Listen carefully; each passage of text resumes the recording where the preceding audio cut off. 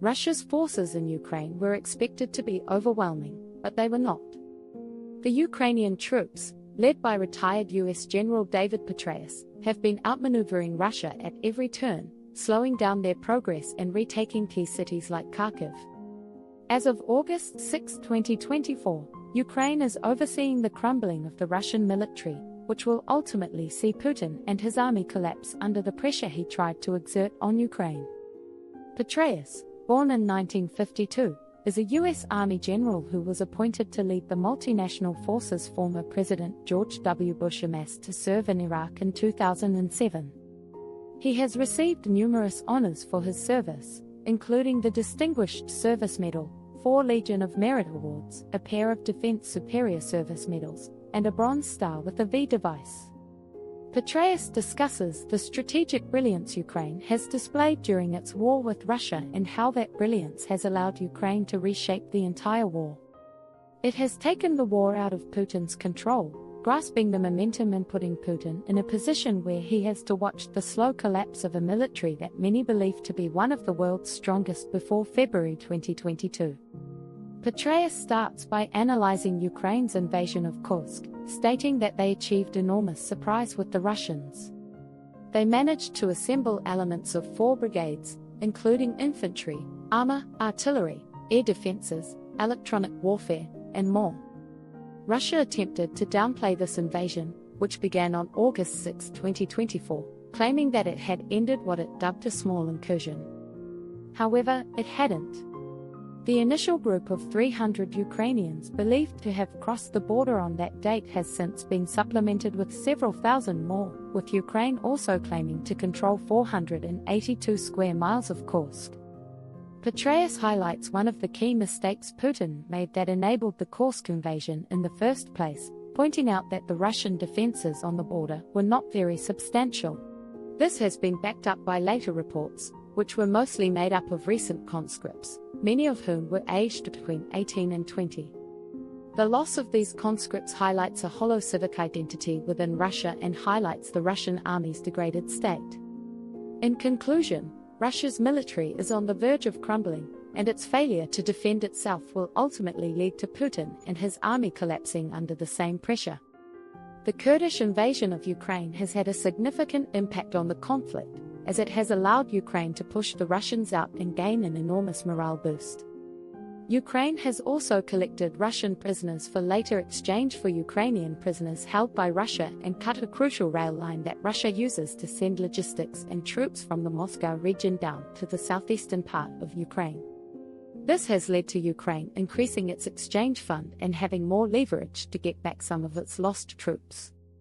However, this invasion is not just about Ukraine taking Russian territory, it is a demonstration of Ukraine fighting the war on its own terms rather than Russia's. The invasion showcases Russia's weakness in key areas, as it is pouring hundreds of thousands of soldiers into Ukraine while its internal defenses crumble. Ukraine now has plenty of prisoners of war, with Kyiv's chief commander Oleksandr Syrsky claiming that Ukraine captured 594 prisoners of war, POWs, in just 21 days. This has increased the exchange fund, which reinforces Petraeus' comments that Ukraine now has more leverage to get back some of its lost troops as a result of Kursk. Russia's military is crumbling, with recent conscripts defending against Ukraine's incursion and losing men to surrender at an alarming rate. The loss of the rail line means fewer troops and less equipment entering Ukraine from the north, setting the stage for further Russian crumbling later on. Russia has been forced to scramble, pulling forces from the southern area to react to the situation. Ukraine's leading general also highlighted how many soldiers Russia has been forced to send to Kursk, with the Kremlin sending some 30,000 soldiers from other directions to Kursk, and their number is growing. The fact that 30,000 troops have been moved from Ukraine suggests that there is a major skill problem in Russia's military. Putin doesn't feel he can rely on the soldiers he has in Russia to do the job, which once again means Ukraine has succeeded in exposing Russia's frailty. The broader implications of the Kursk invasion on the Ukraine war, particularly when it comes to Russia's attempts to take more territory in the Donetsk region, are also being considered.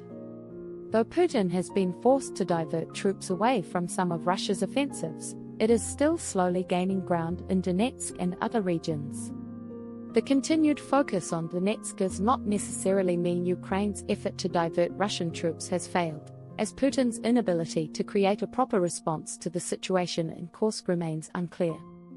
The Ukrainian conflict in Russia has led to a significant shift in the country's military strategy.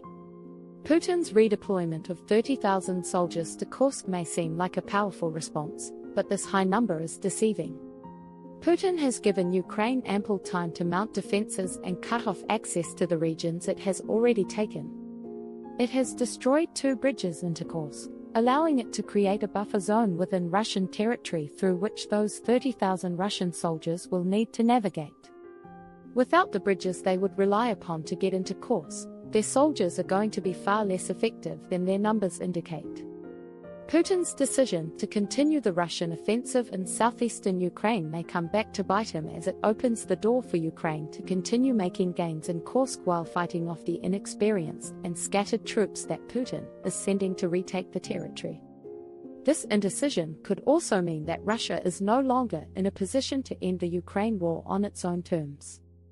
The invasion of Kursk has demonstrated that Ukraine is capable of conducting complicated advances that the increasingly weakening Russian forces can't do. Putin's strategy of bombarding positions with artillery while sending soldier after soldier into them has created a meat grinder, as seen during the Battle of Bakhmut. With the Kursk invasion, Ukraine has taken well over 20 times that amount of territory in less than a month, with barely any losses being recorded on its side. Russia's military may not have the expertise needed to match Ukraine's complex tactics, especially after losing so many combat veterans. So, its collapse may come, partially, as a result of ineptitude and inexperience rather than simply no longer having the manpower. Petraeus' comments ended with his pointing out how inadequate Russia's forces are. That alone could be taken as a sign of an impending collapse of the Russian military. The psychological impact this invasion could have on Russia and its military is another issue. Before the Ukraine war began, Russia was feared the world over as having one of the world's strongest military. However, even before the Kursk invasion, Russia's efforts in Ukraine had revealed it to be something of a paper tiger. Now, the paper tiger accusations have intensified given how easily Ukraine entered Kursk. Beyond having a strong impact on Ukrainian morale, that incursion has to be damaging to Russia's military and, in particular, how Putin's people view his ability to defend his countrymen. The Kursk invasion has led to a decline in confidence in Russia's leadership, as many Ukrainians have become disillusioned with Putin's actions. Ukrainian soldier Wolverine, who wished to remain anonymous, spoke about his experiences with Russians in Kursk after taking part in the invasion. He noted that many Russian soldiers and people seemed disillusioned, as they spoke about betrayal from the Russian government and the creation of unbearable living conditions.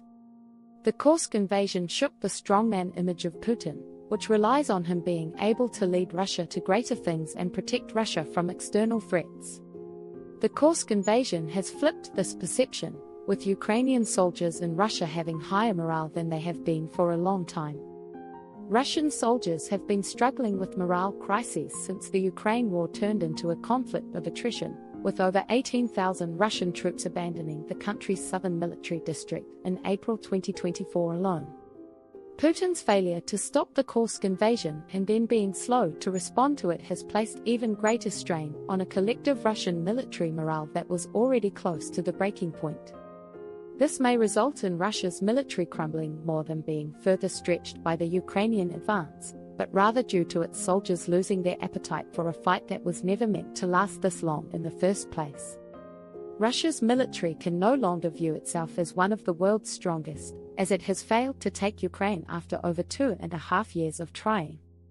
Any advances made in Ukraine are slow and come at the cost of thousands of lives. Russian civilians are now dealing with the war being brought to their doorstep. Petraeus' comments about Russian military inadequacy were made in the context of Russia's internal defenses, pointing out that the use of inexperienced conscripts as border guards and defensive lines within Russia played a large part in Ukraine's Kursk successes. These inexperienced soldiers couldn't stand up to the far more combat-hardened Ukrainians they faced, leading to the massive volume of surrenders seen during the Kursk incursion. Russia's military inadequacy is a result of terrible training, as reported by Newsweek in May 2023. The British intelligence assessment revealed that Russia's ground forces in Ukraine were mostly composed of poorly trained mobilized reservists, who were increasingly reliant on antiquated equipment. This led to Russia's combined grouping of forces being only capable of completing simple infantry-based operations. Joint operations are limited and usually reduced to launching bombs and artillery at a position, followed up by soldiers, which is an antiquated tactic. These training problems have long existed in Russia's military, ranging from procedural rigidity and lack of access to proper equipment to a lack of standardization due to an emphasis on in-house training within units. This focus on in-unit training has led to barely trained conscripts being put into positions they are nowhere near ready to handle. This has resulted in Russia experiencing as many losses as it has. Putin has already lost over 600,000 soldiers, likely due to the loss of most of the more experienced troops he initially sent into Ukraine. These experienced soldiers are being followed up by poorly trained infantry who don't have the time to learn the ropes in the traditional Russian way, resulting in even more losses. Internally, Russia is defending itself with conscripts as young as 19 years old who have no chance of contending with a Ukraine capable of far more complex combat operations. The situation is different now, as Russia is having to defend itself while it attacks. As Petraeus points out, signs of a Russian collapse are already appearing, such as mass surrenders and the pushing of troops from other locations into Russia to mount a response. Combining this stretching of manpower with prominent training issues and quickly declining Russian morale, there is all the ingredients of an incoming military collapse.